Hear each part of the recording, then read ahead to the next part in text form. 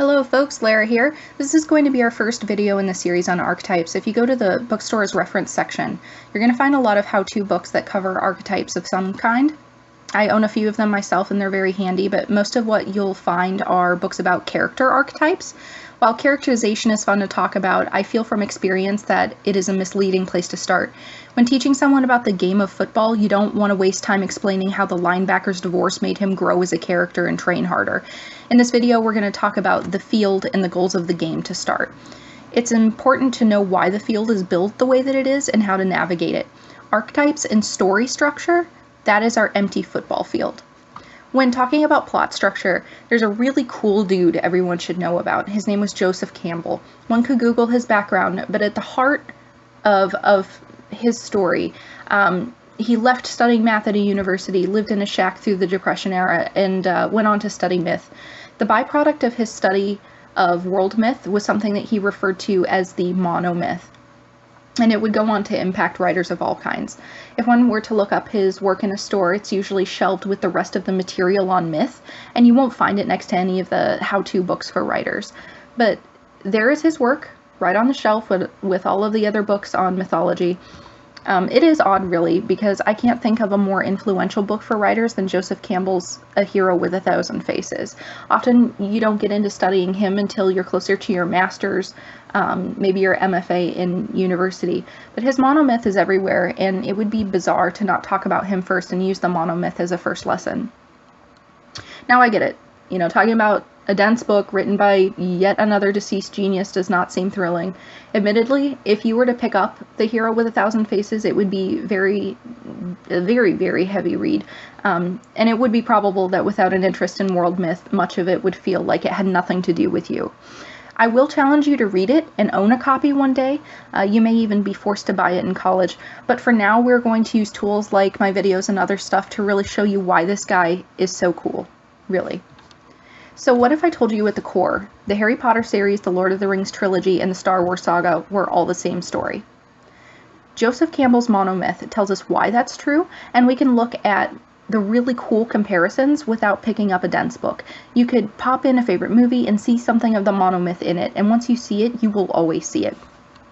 So the monomyth, what is it? It's the theory that all myths are variations of the same story, that there is one archetype when it comes to structure. If you want to look at why we would want to write and read the same story over and over, you can study Carl Gustav Jung's writing on psychology and the collective unconscious. We can talk about that later. But at the core of all of our stories, they all follow this pattern, which is why our work as writers will never be entirely original. But those three titles I mentioned, why, throw Harry Potter in the garbage just because Star Wars exists already? It wouldn't make sense to do so, and likewise, I encourage you to create what is on your mind no matter what has been done already. The monomyth is the name of the theory, but now we need the name of the actual pattern that we see over and over again. Joseph Campbell calls that pattern the hero's journey. This is the path that your hero will take throughout the story. And while the word hero is stated here, the journey is what is to be focused on for now. The road will look a certain way, the yard lines, if you will, that the hero passes on their way to the end zone. What I'm going to do is summarize the hero's journey for you. Simply Googling the hero's journey will pull up charts and other summaries, which are quite handy because, as I have said, Campbell's work can be dense. If you want a wonderful companion to the book that will break Campbell's journey down Barney style, if you will, I'd look for a copy of The Writer's Journey, Mythic Structure for Storytellers and Screenwriters by Christopher Vogler. Hope I didn't butcher his name there.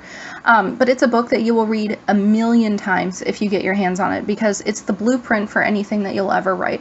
If you don't have it, that's fine. Like I said, I want information to be shared for free. So I will give you my own summary here. The hero's journey has been adapted by other brilliant people, condensed into other forms to better fit the medium. Playwrights, screenwriters, they can tell you all about the rising action, the climax and the falling action, and in what acts all of those will happen. Short story writers will have their own variations of this. When looking at older myths, novels, and epics, we most commonly use the full hero's journey to sort of map all of that. I'll mention this now because it will come up. There are many books that will include something called the heroine's journey, coined by Maureen Murdoch. There's an argument that a woman's path is somehow notably different than the male counterpart. I'll cover that in a later video and not here. I believe that the choice to honor the heroine's journey is a political and social choice influenced by more recent agendas. For either good or for ill, I feel it would be misleading to include it here with Campbell's work. I'll also cover Jung's theories in another video, as not to muddy the subject at hand. However, it is definitely worth being familiar with and will only expand your toolbox, so I will cover it later. So here are the steps to the hero's journey. You have the ordinary world, call to adventure, refusal of the call, meeting with the mentor, crossing the first threshold, test allies, enemies, approach, supreme ordeal, reward, the road back, resurrection, and return with the elixir. Christopher Vogler summarizes this journey similarly in The Writer's Journey. So let's take a look at that. Heroes are introduced into the ordinary world, where they receive the call to adventure. They are reluctant at first or refuse the call, but they are encouraged by a mentor to cross the first threshold and enter the special world, where they will encounter tests, allies, and enemies. They will approach the inmost cave, crossing a second threshold, where they will endure the supreme ordeal. They take possession of their reward and are pursued on the road back to the ordinary world. They cross a third threshold, experience a resurrection, and are transformed by the experience. They return with the elixir, a boon or treasure, to benefit the ordinary world. This is the basic guide for many things you will write, and I want to talk about why these steps influence us. Each will have its own psychological and dramatic functions. As we go through this, keep in mind that being aware of this journey is important and may help you when you are outlining, but you will want to clearly see where your story is headed, and breaking down your story into chunks according to this will highlight milestones within the story, but often those milestones will be present already. Don't focus on stuffing your story into these little boxes like a formula. You will stress out. You run the risk of your work looking manufactured rather than organic, and you'll fall down a rabbit hole that wastes time that you could have spent writing. The hero's journey is an observation of what develops organically from something already made. Be confident in knowing that your finished product will probably fall into this structure in some way. The uniqueness of your material, that flair that's all you, that comes from not stuffing. It's what makes Star Wars feel like a completely different home than Harry Potter. Okay. The ordinary world. Your hero's in the common day. Harry is in a cupboard at number 4 Privet Drive. Frodo's in the Shire. Flick Olmsford is making his descent. There's a Stark in Winterfell. This is the opening image, and you're setting the tone. The ordinary world establishes a contrast. It is mediocre to give impact to the special world. Foreshadowing lives here. Something that hints that perhaps change is coming.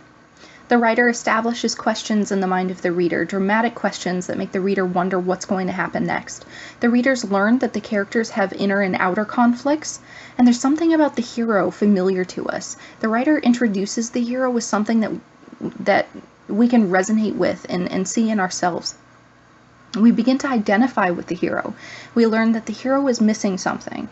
The writer makes a promise to the reader that the hero's lack will be addressed. We see tragic flaws, the stakes are established, and we know what will be gained or lost. Exposition happens here. But then, something changes. The call to adventure. The trigger's pulled.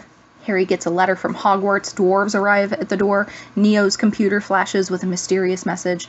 A hero is tempted to follow a white rabbit. The hero may find themselves disoriented here. They may run out of options. They might be warned of a terrible fate to befall them if they don't go. Some go willingly, but most of the time, the hero will refuse. So you have refusal of the call. And your hero demands that they're not ready to go. Self-doubt is presented. Why me? They make excuses, perhaps refusing more than once. Perhaps they want to accept the call, but the Dursleys have boarded up the mail slot. Eventually, the hero is thrown into the adventure, either by force or blackmail, reluctant willingness, maybe it's curiosity, or maybe even with eagerness after being hindered for so long. I volunteer as tribute! So then they have the meeting with the mentor. Al-Anon, Obi-Wan, Dumbledore, the most seasoned cop on the Force, fairy godmother, Gandalf. A mentor is met who imparts invaluable wisdom to the hero. Your hero was guided and given gifts for the road ahead. A lightsaber or invisibility cloak might be just the thing to get the hero through a light in the dark places when all other lights go out, so to speak. I give you the light of Erendir, our most beloved star.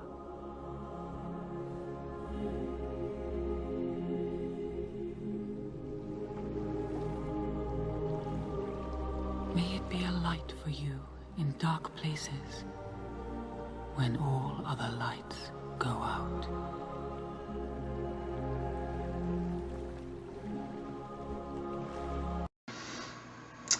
Then you have the crossing of the first threshold. You've crossed the line or beaten the first threshold guardian. You've broken the barrier. You've taken the red pill. You aren't in Kansas anymore. You've gone headfirst through platform 9 3/4, and the world on the other side is unlike anything you've ever seen before. Sometimes you fit right in. Sometimes you have a rough start. You don't know the customs here. You might have offended someone. You may have just dropped a house on someone very important. Either way, you learn what it means to live here and be a part of this world.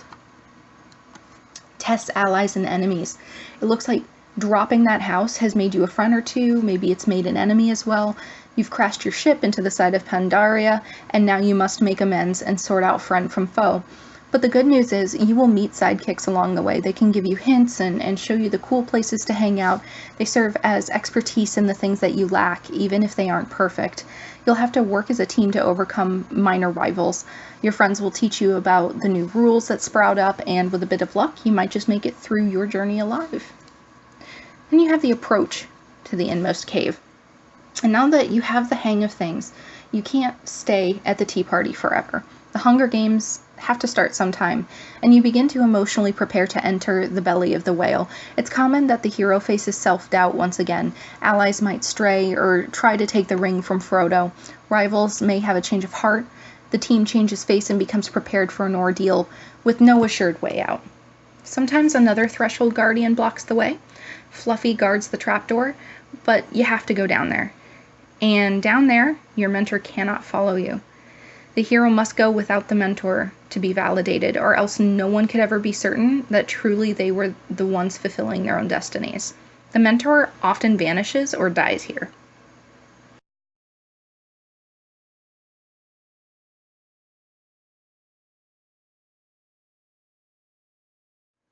The supreme ordeal.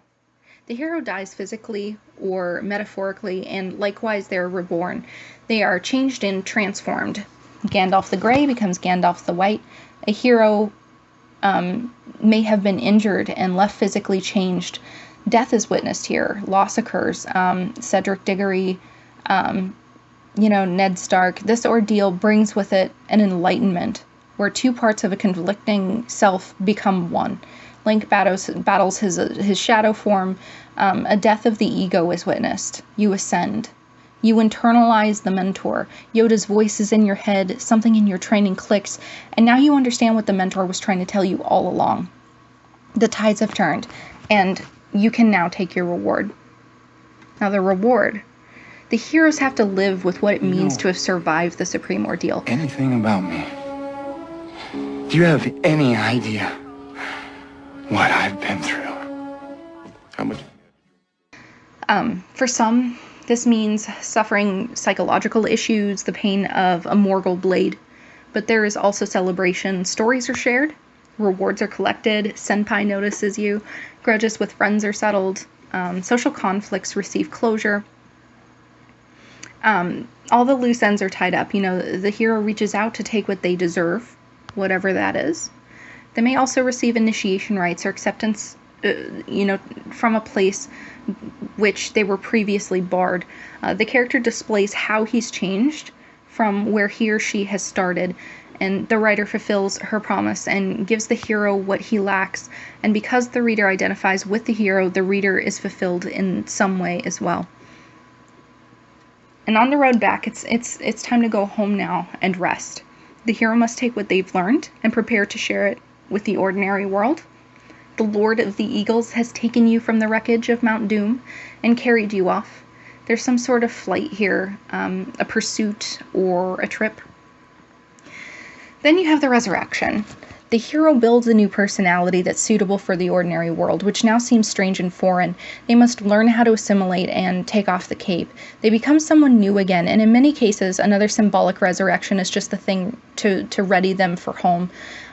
They have to become new again and clean. Sometimes a sacrifice is made, and there's something that you can't take back home with you.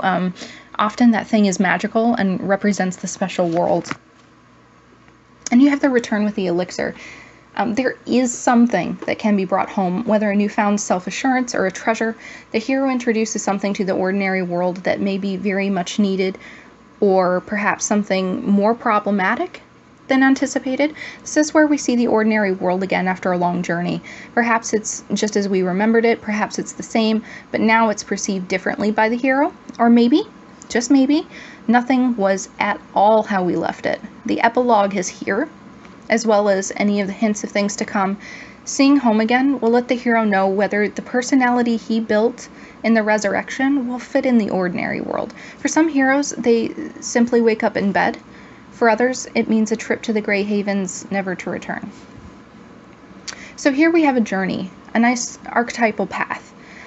But as you may have noticed, now, we've talked about a few roles. We've talked about heroes, about allies, about mentors. These are what we call archetypal roles, and will be the subject of our next video. So I hope you've enjoyed the information here, and hopefully you'll join us for the other videos. Take care.